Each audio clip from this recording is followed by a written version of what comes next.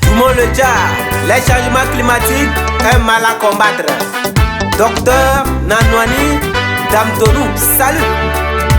Ça me fait mal quand je vois la façon nous coupons sans reboiser. Ça me fait si mal quand je vois la façon nous coupons sans reboiser. Savane, météorologie. Une vague de chaleur s'abat.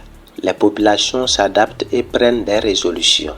Les conditions météorologiques ont de nouveau changé dans la région des savanes. 2 mois avant, notre rédaction parlait de l'harmattan, un vent frais, sec et poussiéreux qui battait son plein dans la savane. Nous sommes en mars. Aujourd'hui, le temps change avec l'avènement d'une vague de chaleur qui s'abat sur la région des savanes et ses environs.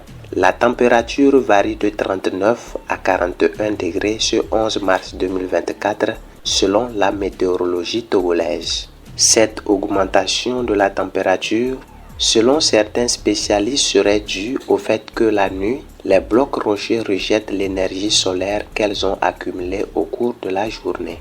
Cette vague de chaleur dont la savane est victime constitue de nouveau un défi pour les populations de la région des savanes qui impérativement développent de nouvelles stratégies d'adaptation. Un tour dans la ville de Dapan, notre équipe de rédaction rencontre quelques citoyens. Sans langue de bois, ils témoignent leur vécu quotidien. Cette année, la chaleur de cette année, c'est vraiment pitoyable, c'est trop. Bon, moi personnellement, dans la nuit, je me touche tard pour pouvoir bien passer là, parce que la chaleur, c'est trop cette année. De l'autre côté du quartier Tantikou, Kangbe Limangiba, maître maçon, rassure qu'il se couche les nuits au dehors pour un bon moment avant d'entrer dans la chambre. Car, dit-il, parfois le ventilateur ne joue plus son rôle. C'est avec le ventilo. Parfois aussi, ça se chauffe. On sort pour se coucher sur les terrasses au dehors. Sinon, c'est un peu dérangeant quand même, mais on est obligé d'assumer la situation. Il ajoute qu'il boit assez d'eau pour maintenir l'organisme hydraté. Tabija Laleja, géographe de formation, de son côté affirme que la chaleur existait bel et bien depuis la création de ce monde. Il ajoute qu'il doit falloir que tout le monde comprenne et agisse en faveur des actions entreprises par le gouvernement togolais, notamment la feuille de route gouvernementale qui ambitionne de reboiser 1 milliard d'arbres d'ici 2030. Ces derniers jours, dans la savane, la chaleur est vraiment à son extrême. Et nous disons que auparavant il y avait la chaleur dans la région des savanes. Mais aujourd'hui, ce que nous voyons, ce que nous ressentons, c'est vraiment de trop. Puisque cela est lié à l'action circulaire de l'homme,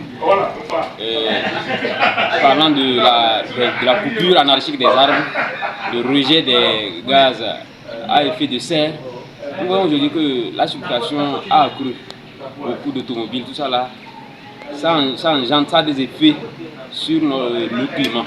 Et cela fait que vraiment la chaleur s'intensifie, s'augmente de jour en jour. Déjà à 8 heures, il fait déjà trop chaud. Donc nous devons comprendre que nous avons d'une part un travail à faire.